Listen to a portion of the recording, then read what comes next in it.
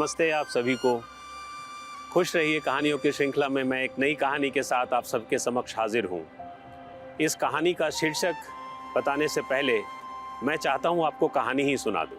वो आप खुद ही समझ जाएंगे कि मैंने इस कहानी का शीर्षक क्यों नहीं बताया।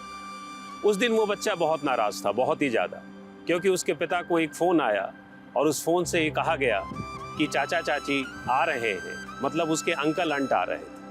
वो बच्चा बहुत नाराज़ था। उसने अपने पिता से कहा, अपने माँ से कहा, मेरी एक परीक्षा नज़दीक है, अब इसमें कोई भी आएगा तो मैं डिस्टर्ब हो जाऊंगा, मैं क्या करूं? उसके माता पिता बहुत परेशान हुए, बहुत दुखी थे। आखिर उनका होनहार बच्चा ये कैसा बनता जा रहा था कि अगर दरवाजे पर कोई कॉल बिल बजाए तो वो चिड़चिड़ा जाता था, अगर कोई गेस्ट आ जाए तो वो चिड़चिड़ा जाता था। आखिर वो कैसा बनता जा रहा था? उसके माता पिता ने उसको बुलाया और कहा, देखो कितने दिनों बाद तुम्हारे अंकल आंट आ रहे हैं, तुम क्यों इतने परेशान हो? तुम्हें कौन डिस्टर्ब करेगा? एक दो दिन की बात है, वो आएंगे और फिर वो चले जाएंगे, तुम्हें इस कदर क्यों सोच रहे हो तुम?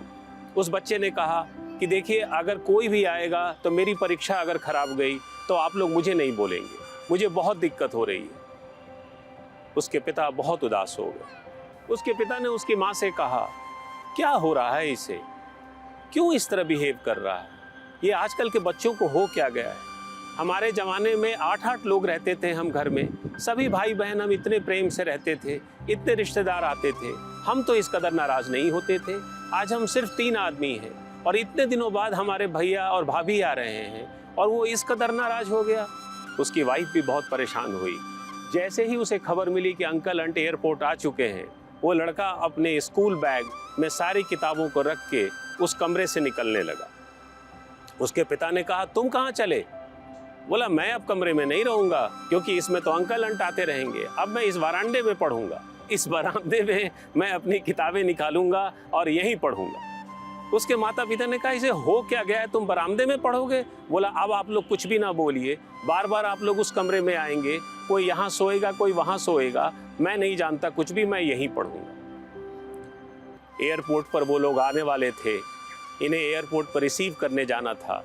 दोनों पति पत्नी बालकनी पे चुपचाप बैठे हुए थे। जब वो पीछे मुड़कर देखे तो उन्होंने देखा कि उनका बच्चा स्कूल बैग लिए और पानी का बोतल, जो कुछ कोल्ड ड्रिंक्स की तरह लग रहा था, हाथ में लिए इधर उधर घूम रहा था। उनके पिता ने कहा, क्या हो गया तुम्हें?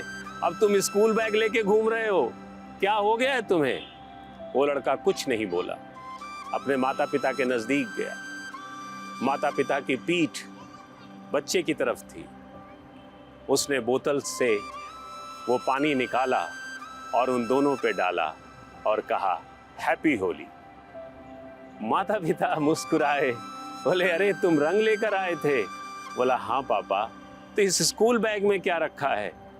तो उसने देखा कि स्कूल बैग में ढेर सारे रंग बिरंगे बैलून थे, जिसमें ढेर सारे रंग भरे थे। उसने कहा, जैसे ही चाचा चाची आएंगे, मेरे अंकल आंट आएंगे, मैं उनको बैलून मारूंगा और उनको हैप्पी होली कहूंगा। तब तक उनके पिता और माँ ने उसको गले लगा लिया। मानो उनके जीवन का रंग आज पूरा हुआ। वो दोनों खुशी से रो रहे थे। बच्चा खुशी से रो रहा था, हंस रहा था। उसने धीरे से कहा, सॉरी। उसकी माँ ने कहा, हैप्पी होली। खुश रहिए आप सभी लोग। आप सबको होली की बहुत सारी शुभकामनाएं। शायद होली का रंग हमारे मन में हमेशा प्रेम सद्भाव बनाए रखेगा और हम अपने देश, समाज और अपने आप को और अपने परिवार को इसी तरह खुशियों से भरते रहेंगे। नमस्ते, जय हिंद।